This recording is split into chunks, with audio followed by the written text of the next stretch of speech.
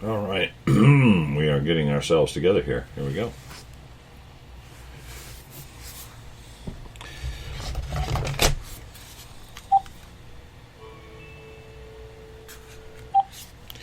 All right. Good morning, everybody.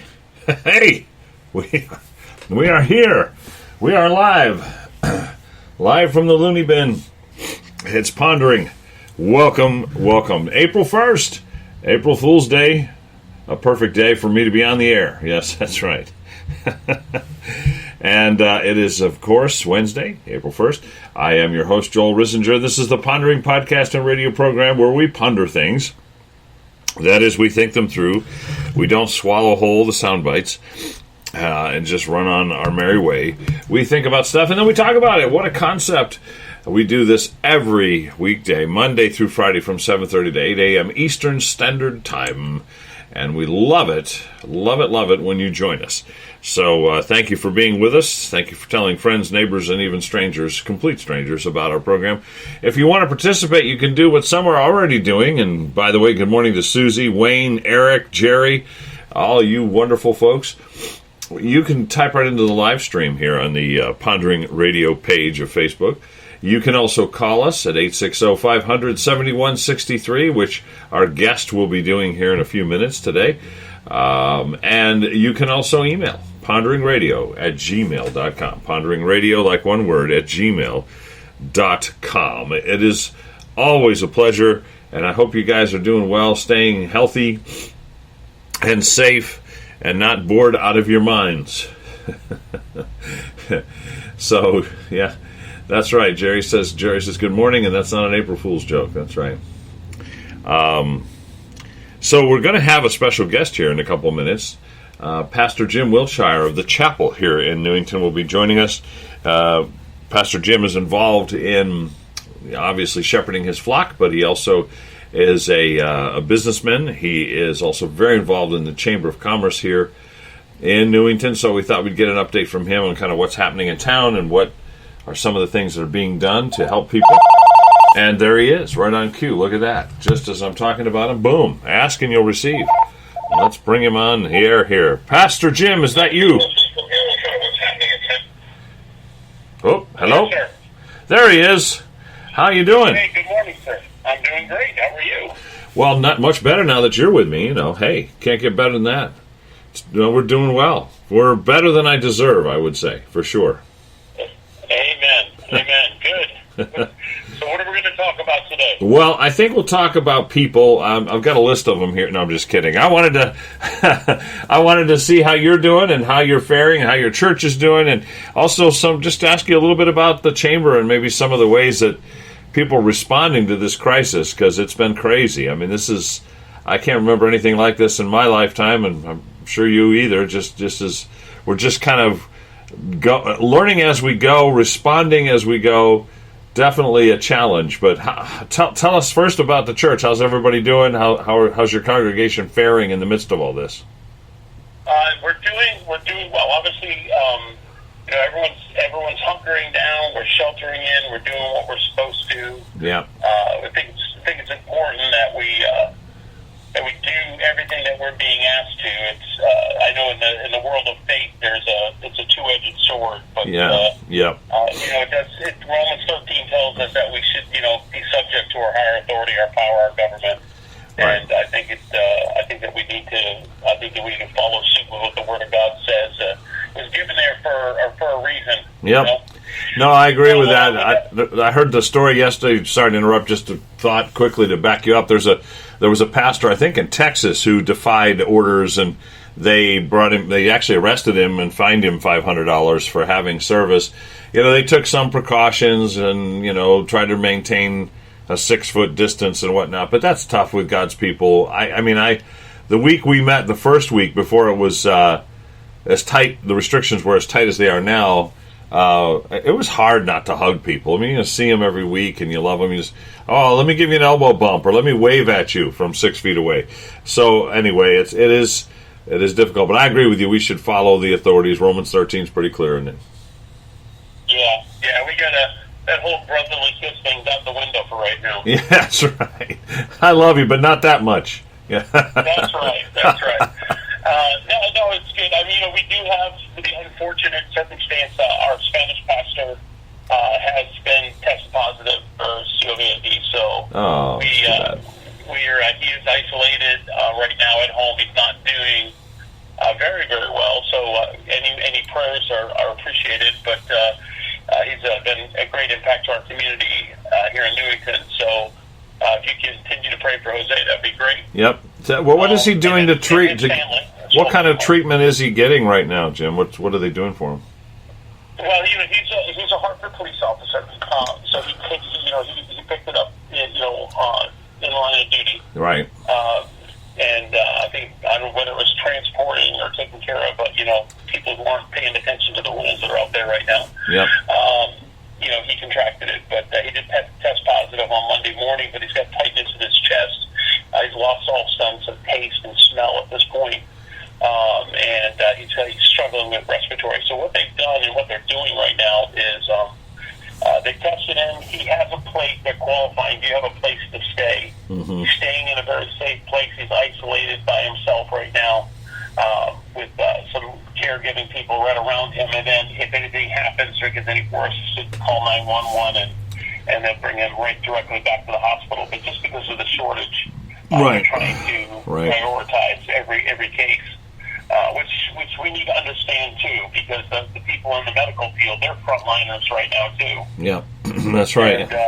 And they don't always know, just as he didn't know, who they're dealing with. I posted a prayer, by the way, folks, for first responders, police officers, and so forth. WSDK has been airing that, or will be, I guess tomorrow, and I put it up on Facebook just as a little encouragement. But yeah, they definitely need our prayers. I had a case yesterday or the day before, yesterday I found out about it, of a patient, veteran, who I had been serving as a chaplain at the Soldiers' Home in Holyoke, Mass. And he passed away yesterday, and they told me, oh, by the way, the facility just let us know he had COVID-19. Well, none of us who were serving him knew it. And there's been some real problems with the Soldiers' Home, by the way, but that's another issue. It's been in the newspaper broadly up in Western Mass. But the fact that they knew and didn't tell us right away, or didn't know when I saw him last, which was about 3 weeks ago, just shows you how volatile the situation is. And you may be around someone you don't even know that they have it. They don't know they have it. They don't show symptoms yet. So it was a little scary there for a moment. Then we did the math and realized, well, it's been 21 days, not 14 days, and so I don't have to quarantine, and I don't have any symptoms, so we're okay, and the rest of our staff too. But yeah, you just don't know. You got to be careful. Yeah, you really do. I mean, it's the work environment is the same issue. So you've got people staying in homes, sheltering themselves, and you got people out. I just drove by the basketball court right here on New Britain Avenue. Finally, they took down the hoops. Yeah. But I was drove by last Friday, and there was like over 100 kids out there playing basketball. I mean, just because we're out of school and people are staying home from work doesn't mean it's vacation time, and that's the perception that we're having a fight here in the spread and minimizing the spread. We got to really level down that hump that we got to get over to get this behind us. Yeah, absolutely. So I think all of us working together. But yeah, so go back to the church. Listen, man, we all became televangelists overnight. We're finding ourselves, ministering in a different way. But it brings back to the authenticity of what the church really was. It wasn't until I think we talked about this just a few weeks ago. Until the late 40 ADs that a building was actually erected for a church gathering. They went from house to house. There was communities and hillsides and places where people could gather. Now, I know that we can't gather in number right now, but each family can represent a part of the church where they are. Yeah. I know that I have some families where it's a husband and wife, and they brought their children into their house with them during this time, and so they've got their children and their spouses and their grandkids together in one house. This way here, everyone can kind of help take care of each other and monitor people. Mm-hmm. But it's important that we're there for the church. We weekly, Monday, Tuesday, and Wednesday, we have a community connect on Zoom. So 6 o'clock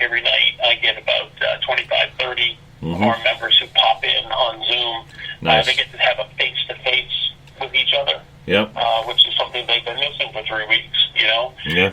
So a lot of folks are enjoying that, and then we're broadcasting on Facebook Live every Thursday evening for our midweek service, and on Sundays for our worship service, our worship and word service. Nice. So yeah, I mean, we're kind of following suit with as many as you can see all these live posts now on Facebook.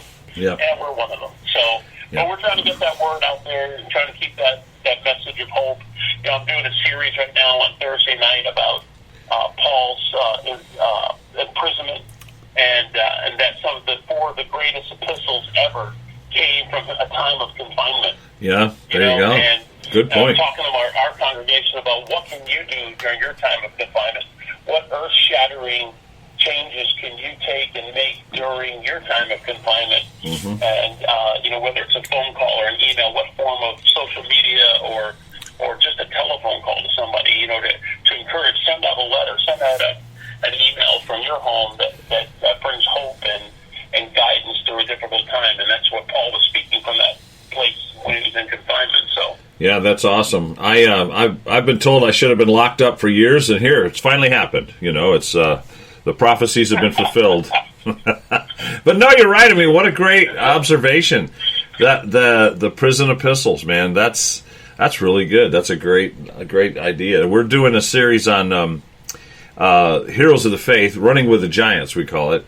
And this Sunday I'll be talking about Jesus, the humble King, and I'm humbled to be given the assignment to talk about him, because obviously what better example could there be of anything or anyone at any time than Jesus Christ. So pray for me that I don't screw it up too bad, but that'll be Sunday morning. And we're doing the same thing. We're broadcasting Sundays. Tonight I have my life group. We're working through 1 Corinthians, and that's on Zoom. I like Zoom, Jim. I call it Hollywood Squares, electronic Hollywood Squares. You get the little boxes with everybody's talking head in it, I'll take Susie for 100. I joke with our folks. I tell them it looks like the Brady Bunch. Yeah. That's right. So there you go. My song of encouragement when we get to the end of the Zoom, we were ready to pick off. I have everyone wave to each other. So I got everybody wave, and I sing, you got to keep on moving, got to keep on grooving.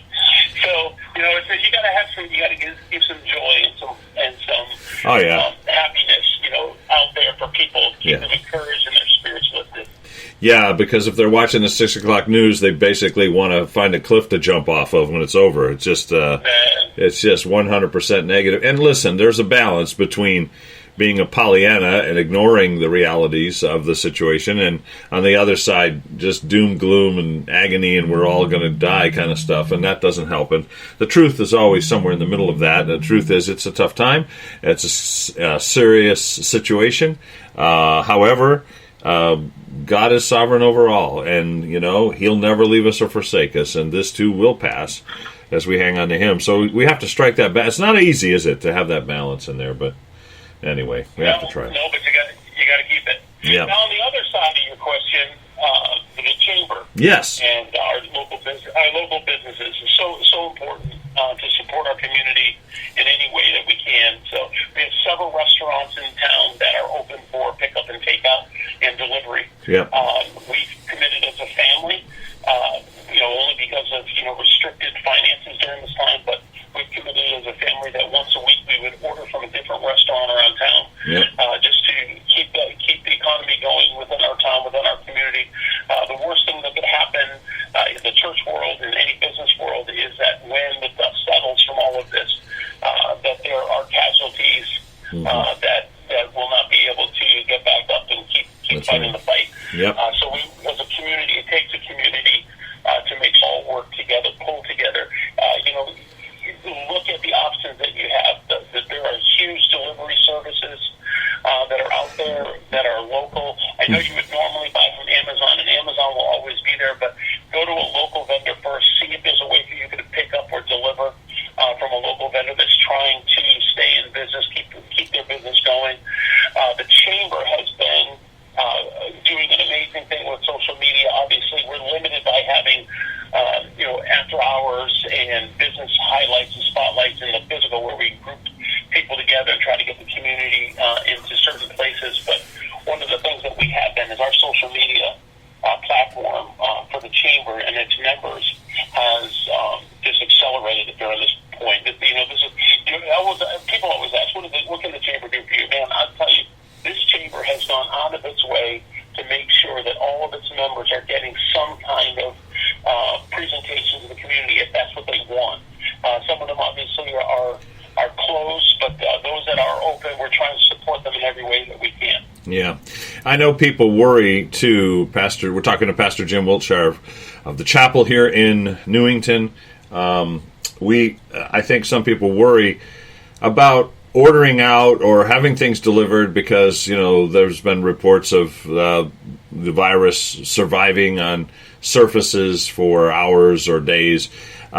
Listen, even, and tell me if you disagree, Jim, it's fine, but I think even if that's true, and I think there's some question about, I think there are a lot of things we don't know, and there's a lot of speculation presented as fact, quite frankly, right now. But even if that's true, and let's say you have some food delivered, and the virus could be hanging out on a cardboard box, it doesn't preclude you from taking that box and wearing gloves when you get it, and then disposing of it appropriately outside the home, and so forth. And I think if you're ordering hot food, it doesn't survive in that anyway. It would be the box or the container or the bag you had to worry about. But hey, order it, take your gloves, pick it up, take the food out, throw the stuff out in your garbage can outside the house. You should be fine, as far as I know. I mean, I don't know if you've heard anything different, Jim, but that would be my understanding.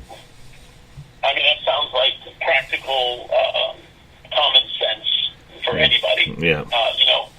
The difference is today it's one particular strain of a virus, but we come in contact with germs and bacteria every single day. Oh yeah. Listen, I've ordered some things that got delivered to the house. It's wrapped. Even the pizza places are taping their boxes shut again, and they're doing all the things that are necessary to make sure that everything that they're sending out is as best quality. I told my wife the other day we've been ordering on a few sides. The food quality is actually better now than it was.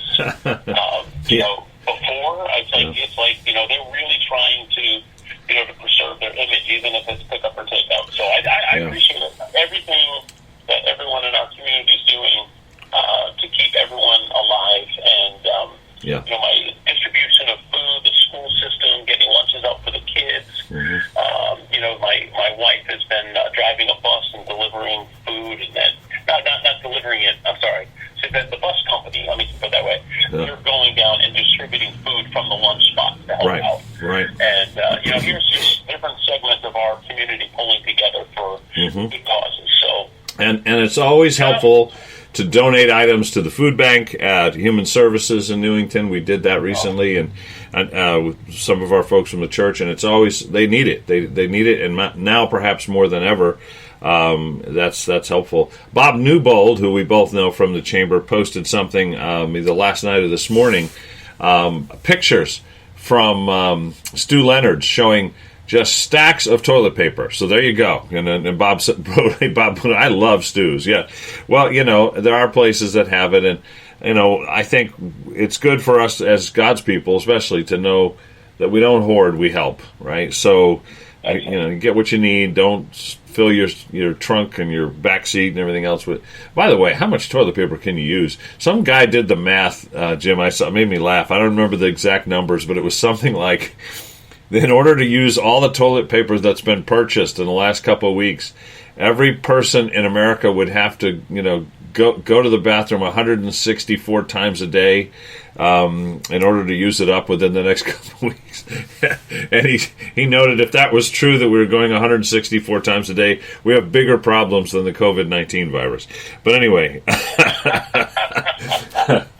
I don't think we need all the toilet paper we're buying, guys. It's okay, Yeah, America's on a roll.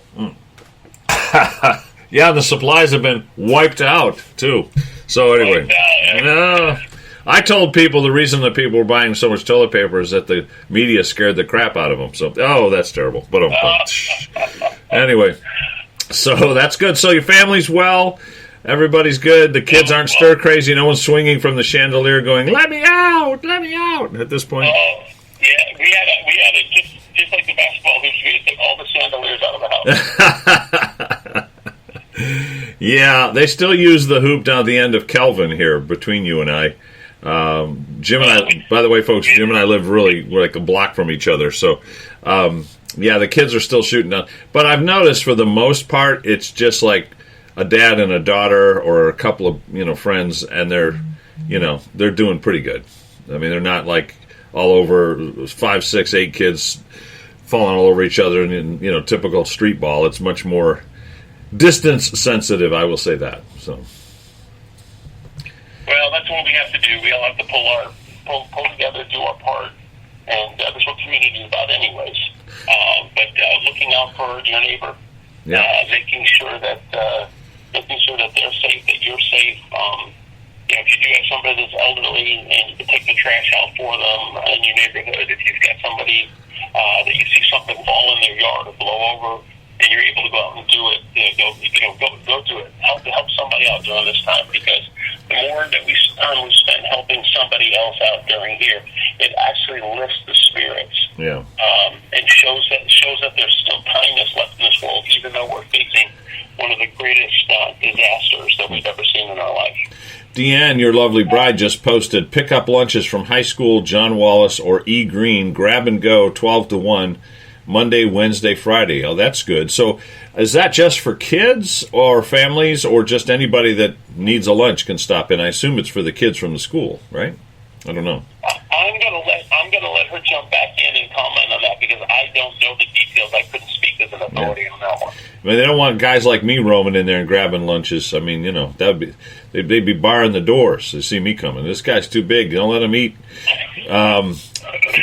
Fred says gas is cheap, and that is so true. That's one real benefit of this. That gas prices have plummeted, and it makes it easier if you do have to go somewhere. Oh, she said anybody, so anybody can grab those. That's good to know. Thank you. That's, again, the high school in Newington, John Wallace, E. Green, all have grab-and-go lunches from 12 to 1, Monday, Wednesday, and Friday. So, awesome. That includes today, folks, if you need to grab something and you're out and about. Eric chimes in here that in Bristol they do the same, but it's for school kids. So that's good. Good stuff is happening. So I'm wondering about your business, Jim. Has it been affected by this at all, or are you guys rocking and rolling as usual? Well, we're open and we're operating. We're on a skeleton crew right now. Mm-hmm. We've gone from 26 employees down to about 9 right now. We had a furlough. We were able to furlough some of our people who actually wanted to be home anyways. A lot of our people have daycare issues, and it really helped them out with the whole thing. So, and plus it's safer for them. So we're operating under essentiality. We are essential in the sense that we do medical, construction, and so that keeps us going with some of the projects that we have. But we have, restricted.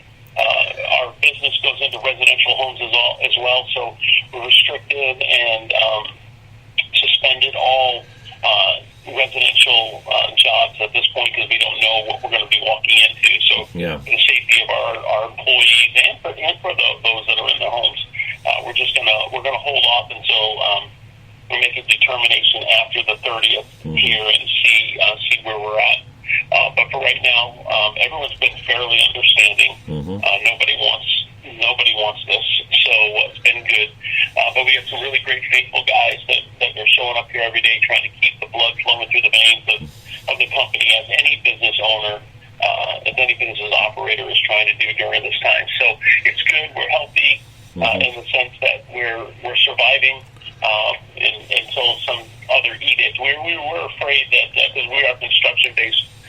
We were afraid, with New York took construction and made it non-essential. That it would do because our governor's been pretty much following everything New York does. Yeah, I know. So I thought to myself, our days are numbered here. Here I'm like Israel, number of the days. But it's one of those things that you're just gonna have to. We were joking the other day. We manage by the minute. Yeah. And that's right. And we're doing a lot of things for our employees. We're looking at SBAs, we're looking at PPPs. We're trying to find out what's the best for our employees through this time. Keeping our employment healthy, keeping our people healthy during this time is the best thing that we can do, but with also a strong consideration for their family and their safety. So all of those things combined, we're going to survive this, especially with faith-based people like ourselves. We have Proverbs 3 and 5 behind us. We trust in the Lord with all our heart, not to our own understanding. We don't understand. We don't know what's going on. Right? But in all our ways, if we just acknowledge God, you've got this, my friend. You've got this, God. You are totally in control of this. He's going to set our path. He's going to direct us. He's going to show us what the next step is. And that's it. Faith-based people, we have to hold on to the promises of God's word. This is not the first plague God's people have ever seen. This is not the first disaster that God's people have walked through. He's been there. He's been faithful to him. He'll be faithful to us. That's right. And those are the things we have to encourage people with. Those are the things that we have to hold on to. That's it. Amen, brothers. By the way, your lovely bride says that the lunch is based for kids. I like how she put that. So it's food choices that your kids would love, which usually is age appropriate for me, by the way, Deanne, but that's okay. But the letter said it's for everybody. And Leanne has chimed in and says, "Hi, Jim, I miss you." So see that? You're a popular dude, man. You just are. You're a rock star. I love David and Leanne. They are. Listen, David is such a positive role model in our community. Yes, he is. Yes, he is. I look at him and Leanne and everything that they do for our community. They're role models. Yeah, they are. We love them. We love them. They're good people. Well, listen, we're about out of time. Would you mind offering a prayer for us, Pastor Jim, and please your Spanish pastor as well, and we will continue that. But if you would lift him and just the situation up, we'll close with that. Okay.